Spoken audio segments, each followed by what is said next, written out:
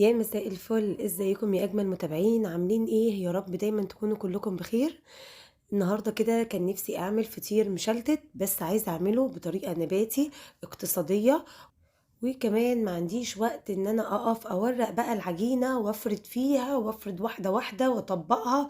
فيعني الموضوع ده بياخد وقت ومجهود كبير جدا، واحيانا العجينة بتتقطع معايا، رغم اني يعني عادي متعودة اعملها يعني كتير.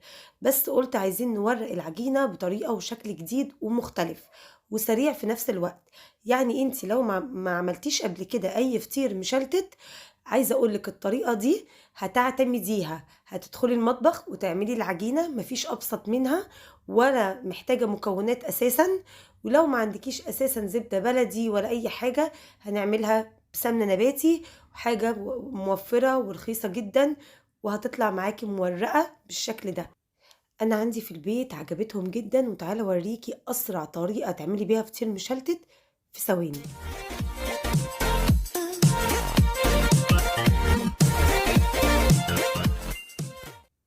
اول حاجه كده احنا هنحط المكونات البودر بتاعه العجينه بتاعتنا، هنديها تقليبه كده. طبعا لو مش عندك العجان استخدمي بايدك عادي، انا طول عمري بعجن بايديا، بس انا قلت اعمل تجربه للعجان بما اني لسه جايباه جديد، واول حاجه اعملها فيه الفطير المشلتت. انا كل الدقيق اللي كان عندي هو نص كيلو دقيق بس استخدمته، وكان دقيق عادي مش دقيق مخبوزات، عادي جدا اي نوع دقيق، حتى الدقيق السايب بتاع العطار. حطي له رشه فانيليا صغيره، حطي له معلقه ملح صغيره، حطي له كمان معلقه كبيره ممسوحه من ريحه الكحك. وطبعا ما تستغربوش، ريحه الكحك دي بتخلي طعم الفطير وريحته توصل لاخر الدنيا، بيبقى طعمه وريحته جامده جدا، وتاكلي بيه حلو وتاكلي بيه حادق عادي جدا. انا قلبت المكونات الجافه اللي انا قلت لكم عليها بالسلاح بتاع الكف. خلاص كده، خلاص خلصت مهمته. هشيله، هنزل بمعلقتين كبار مليانين من السكر، سكر عادي. انا نسيت احطهم مع البودر، مع الحاجات البودر في الاول. نسيت فيهم معلقتين كبار من السكر العادي خالص. بعد كده عندي مج من الميه وميه دافيه، انا بحب اعجن بميه دافيه علشان بيخلي العجين كمان ناعم.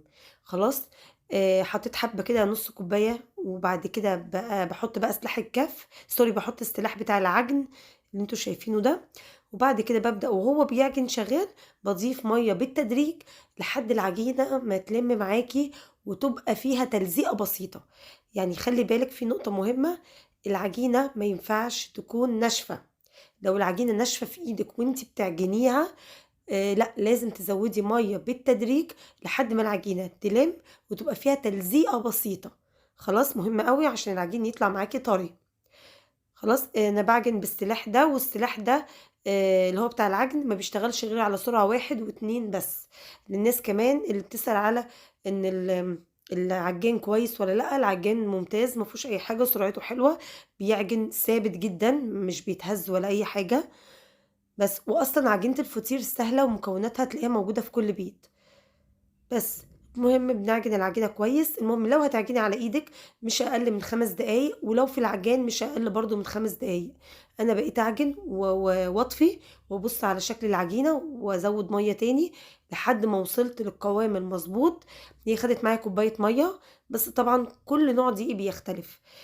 قوام العجينة المظبوط اللي هو يبقى فيه تلزيقة زي ما انتوا شايفين كده، بس تبقى عجينة مطاطية. يعني كل ما تعجني فيها كل ما بتشغلي مادة الجلوتين اللي جوه الدقيق تشتغل، فتصبح عجينة وانت ماسكاك تحس انها بتمط كده معاكي. انا عايزة القوام ده، بصوا بتمط ازاي وفيها تلزيقة. خلاص، بس في نفس الوقت تقدري تلميها في ايدك وما تبقاش ملزقة جامد في ايدك. ده القوام اللي انا عايزاه. دلوقتي بقى خلاص هطلعها في نفس البولة، هبتدي اجمعها كده على بعضها. هي بس عجنيها على ايدك 5 دقايق 7 دقايق، لو في العجان 5 دقايق بس. بس شايفين العجينة فيها تلزيقة ازاي؟ انا عايزة القوام ده، ما تنشفهاش عن كده. خلاص دلوقتي جمعتها كده على بعض. هدهنها دهنة زيت، هنا بوريكم ان العجينة مطاطية. هدهنها دهنة زيت اغلفها علشان ما تشققش مني. وهغطيها، غطيها بفوطة، غطيها بستريتش راب. المهم هتسيبيها ساعة كاملة في المطبخ، هي مش هتختمر، هي هترتاح. وكل ما تسيبيها وقت اطول ترتاح، العجينة هتبقى طرية جدًا معاكِ وتفرد معاكِ أوي. بعد ما سِبتها ساعة، هاجي بقى أرُش على الرخامة بتاعتي أو الكاونتر عندي رشة دقيق كبيرة محترمة، كبشة دقيق كده كبيرة. ما تقلقيش خالص من الدقيق ده، بس الدقيق ده هنحط عليه كل العجينة، كل العجينة يا جماعة. يعني أنتِ لو عاملة كيلو دقيق، 2 كيلو دقيق، اعملي زي ما باقول لِك كده واسمعي كلامي. هتحطي رشة دقيق كبيرة على الرخامة بتاعتِك، هتحطي العجينة كاملة كلها، افرديها بالنشابة على قد ما تقدري. أنا مش هاقول لِك رقّقيها وافردي فيها لحد ما تبقى العجينة كده شفافة ومبينة اللي تحتيها خالص، أنا هاقول لِك افرديها كأنِك بتعمليها البيتزا مثلًا. عارفين سمك عجينة البيتزا؟ بالضبط، كأنِك تفرديها هتقطعيها وتعمليها بيتزا. خلاص؟ افرديها زي ما باقول لِك كده بالنشابة، وطول ما العجينة ترتاح معاكِ فترة طويلة، كل ما هتفرد معاكِ أسرع. برضه رشة دقيق، ومن على وش العجين كده هنغلفها علشان مش عايزاها تقعد تلزق معايا في النشابة بتاعتي. لحد كده وتمام ماشية معايا خطوة بخطوة.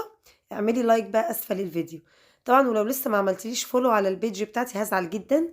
اعملي فولو على البيج واختاريها المفضلة عندك علشان تجيلك اشعارات باي فيديوهات تنزل جديدة. كمان ما تنسيش تعملي سبسكرايب لقناتي على اليوتيوب ريهام صبحي ريهام's كيتشن عشان برضو تتابعي كل حاجة تنزل عليها.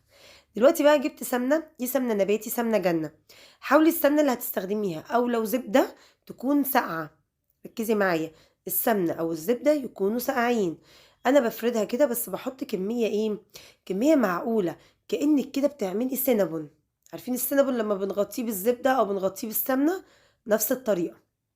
غطيها كده كلها بالاحرف بتاعتها بكل حاجة، لان مفيش حاجة من العجينة هتترمي. غطي كل العجينة. يبقى احنا فردنا العجينة خالص على كمية حلوة من الدقيق. كمان عفرت العجينة من على الوش حبة دقيق، وبعد كده حطيت السمنة، سمنة زبدة، حتى لو هتعمليها بسمنة بلدي زبدة بلدي تبقى خطيرة جدا. خلاص، حطيت كده وغلفتها كويس قوي. شايفين السمنة مش كتيرة، مش طبقة كتيرة، لا كأنك بتعملي سينابون. ولفي العجينة بتاعتك رول. شايفين هي متغلفة بالدقيق من تحت؟ لفي بالدقيق ده زي ما هو، اوعي تنفضيه. ده هيعمل لينا حتة توريقة خطيرة ومش هيبان اصلا في الاكل. يعني انا كل اللي داق الفطير بتاعي يا جماعة استغرب. يعني انت يعني افتحي محل بقى، ده اللي فاضل ان انت تفتحي محل. المهم هنلف العجينة والاطراف بقى شديها كده وقفلي العجينة كويس علشان السمنة ما تخرجش بره. خلي بالكم انا مستخدمة سمنة جنة نباتي، دي سمنة غير مهدرجة وامنة جدا، وهي بتديكي طعم حلو قوي في المخبوزات كمان. وانتي بتلفي، بعد ما تلفي وقفلي كويس الاحرف، شدي العجينة بقى مططيها، خليها ايه، تمط تطول معاكي، تطول بقى زي ما تطول، مططي يعني خليها تمط بالشكل ده كده. واخدين بالكم معايا انا بعد ما لفيتها رول وقفلت الاحرف كويس، مطيتها كده بايدي شويه. بعد كده هبتدي اقيس قطع متساويه. ده نص كيلو، يعني مش هيعمل لي غير 2 حجم وسط او 4 حجم صغير. طبعا لو مستخدمه كيلو 2 كيلو هيعمل معاكي بصراحه 4 5 فطرات 6 فطرات، حجم كبير كمان. المهم اللف اللي جوه ده هو ده التوريق بتاعنا. خلاص، يبقى انا عاملاها ايه، طبقات، بس مش عاملاها مكبوسه قوي او مليانه قوي. هتشوفوها في الاخر معايا. القطع المتساويه دي هجيب صينيه فيها شويه زيت حلوين، وهبتدي اغطي العجين بتاعي من على الوش ومن الجوانب ومن تحت. غلفيه كويس بالزيت، وزيت بارد عادي خالص. دلوقتي بقى بعد ما هغلفه بالزيت هحطها في التلاجة ترتاح ساعة كمان. يبقى انا اول مره ريحتها ساعه، وبعد كده لفتها رول بالسمنه، وبعد كده قطعتها قطع متساويه وغلفتها بالزيت، وهدخلها التلاجة تاني. هترتاح في التلاجة لمدة ساعة. بس ليه في التلاجة مع ان احنا في الشتاء؟ هقولك في التلاجة علشان السمنة اللي انا مستخدماها دي نباتي بتسيح، فانا مش عايزاها تطلع وتخرج من العجين. حتى لو مستخدمة زبدة برضو ممكن وانتي بتفردي العجين بعد كده وتشكليه تسيح وتخرج من الطبقات. فانا عايزاكي ايه، تحطيها في التلاجة هترتاح ساعة، وفي نفس الوقت الزبدة او السمنة هتمسك جوه طبقات العجين ومش هتسيح منها. دلوقتي بقى زي ما قلت لكم انا، بس اهم حاجة غلفيه بالزيت كويس قوي. بعد ما عدى من الوقت ساعة طلعت بقى العجين بتاعي من التلاجة. حطيه على الرخامة، خلاص انت مش محتاجة تحطي اي حاجة تحتيها. بالنشابة بايدك بططيها بططيها كويس قوي واقفلي الاحرف. ركزوا معايا، بصوا انا قفلت الاحرف عشان السمنه ما تخرجش منها من العجينه. وبططيها، دوسي عليها وافرديها، هتلاقيها بتتفرد معاكي بكل سلاسه، سهله قوي وطريه قوي. علشان كده ريحيها واديها فترتها ان هي ترتاح. خلاص، فردتها كده على قد ما قدرت، واي شكل بحبه زيت بسمنه ايديا بس متعصه حاجه بسيطه سمنه او زيت. وابدأي قفليها شبه الظرف، واضغطي على في النص عشان يعني ايه تضغطي على التقفيله، ولفيها واعمليها كوره كوره او بهجه كده في ايدك. بيسموها ايه، بهجه مش عارفه. المهم اعمليها كوره يعني، وخلي التقفيله بتاعتها تكون من تحت. شايفين الكوره؟ بس نعمل واحده كمان، بنقفل الاحرف وببدا افردها بطرف بايديا، بكف ايدي كده. افرد العجينه على قد ما تقدري، مش بقولك رققي بقى وافردي كتير، لا، افرديها بس. برضو دهني زيت او سمنه زي الموجود عندك، قفليها كده شبه الظرف واعمليها كوره. هنخلص الكميه كلها اهي، الكميه كلها بخلصها وبركنهم ايه جنب بعض في الصينيه اللي جنبي لحد ما خلصت بقى الاربع فطيرات. على فكره الاربعه دول من نص كيلو دي بس. المهم هبتدي بقى ايه، اجيب من اول واحده كورتها واحطها في الصينيه. وابدأي بقى بعد كده، امسكي اول كوره انت كورتيها، حطيها في الصينيه بتاعتها، وابدأي افرديها كده. وانت بقى لو عايزاها رقيقة مش تخينة قوي، افرديها بوسع الصينية. عايزاها يعني يبقى فيها قلب بتاعها طبقات كتير، افرديها بسمك معقول في الصينية. انا ما فردتهاش قوي علشان ما ترقش قوي مني وتنشف، انا خليتها بحجم وسط. خلاص، ويعني مش لازم نملى بيها الصينية، واحدة ورا التانية افرديها. لو لقيتيها بتفرديها وبترجع تكش تاني، يبقى دي محتاجة ترتاح ربع ساعة.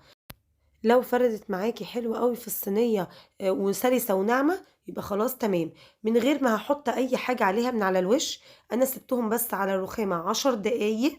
شغلت فرن البوتاجاز على اعلى درجه حراره، شغلت الفرن من تحت على درجه حراره 250 على حاجه عندي، وشغلت الشوايه على درجه حراره هاديه جدا.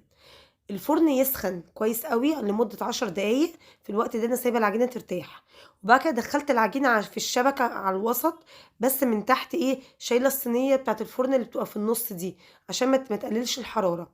بصوا العجين جوه الفرن بينفخ، سيبيه يرتاح بس قبل ما يدخل يستوي 10 دقايق. هتلاقي العجينة نفخت ورفعت معاكي. هتروحي مطلعاه واحدة ورا التانية وتغطيهم. مهم قوي تغطيهم بفوطة، بغطا اي حاجة عندك. المهم غطي العجين، غطي الفطير بتاعك اسفة. وبعد كده سيبيه يبرد وهو متغطي، وبعد كده قدميه. احلى فطير هتاكلوه في حياتكم. بصوا احنا بنروح كده عند بتاع الفطاطري، بنلاقيه حاطط في فطير كده على بعض، وايه ومغطيه بكيس. ليه؟ عشان يفضل طري. خلاص، بصوا بقى، اول يعني انا ده نص كيلو دقيق عمل معايا فطير. شايفين شكله؟ الطبقات مورقه خفيفه، اللي هيشوفه هيفتكر ان انا قعدت اورق فيه لحد ما رققته جدا. مع اني انا مستخدمه، صدقوني، دي جميع الاغراض، انا ما استخدمتش دقيق قوي. خلاص، دي جميع الاغراض. وبصوا بقى، بصوا الفطيره من جوه. ودي معموله يا جماعه صيامي بسمنه نباتي. طبعا لو هتعمليها بسمنه او زبده فطاري جاموسي، نفس الطريقه ونفس الخطوات. خلاص، احلى فطير مشلتت ممكن تاكلوه في حياتكم، صدقيني اللي هتعمليه من ايدك. خلي بالك من التركات اللي احنا حطيناها في العجينه، اللي هي رشه الفانيليا ومعلقه كبيره من ريحه الكحك، بتخلي الفطير بتاعك ريحته توصل لاخر الدنيا، ويبقى طعمه مميز وهتحبوه قوي. يا رب الفيديو يكون عجبكم. ما تنسوش لايك اسفل الفيديو، تشجيع منكم ليا. اكتبوا لي كومنت اعرف رايكم، محتاجه فعلا اعرف رايكم في الفيديوهات. في ملحوظة كمان نسيت اقولها لكم. انت لو عاملة كمية كبيرة من الفطير، هتحطيها في كيس وتحفظيها في الفريزر. هتطلعي الفطيرة تدفيها في الميكرويف او في الفرن دقيقة او دقيقتين، وتبقى طرية تحفة. خلاص، فطبعا انا المرة الجاية هعمل كمية بقى كبيرة واشيلها. يا رب الفيديو يكون عجبكم والوصفه تكون عجبتكم. شيروها مع اصحابكم. ناس كتير قوي بيبقى نفسها تاكل فطير، والفطيره دلوقتي بقت بتتباع بره ب 40 جنيه و50 جنيه، وسمنه مش عارفين نوعها ايه. فشيروها مع اصحابكم، طريقتها سهله جدا ولذيذه قوي. باي باي.